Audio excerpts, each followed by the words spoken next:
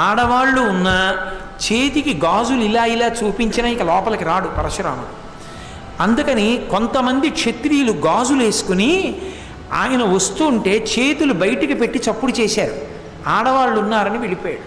అలా బతికారు కొంతమంది. మిగిలిన వాళ్ళందరినీ చంపేశాడు. శిశువుల్ని కూడా మిగల్చలేదు.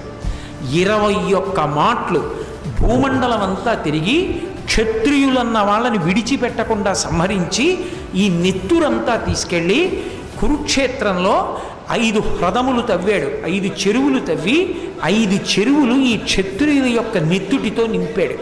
వాటిని శమంతక పంచకం అని పిలుస్తారు. 5 నెత్తుటి చెరువులు చేసి 5 నెత్తురు తీసి తండ్రికి పితరులకు తర్పణం చేశాడు. అది ఆవేశం. అందుకని ఆవేశావతారమే. అంత ఆవేశాన్ని పొందినటువంటి అవతారం. దాని ఉద్ధతి అసలు దాని గురించి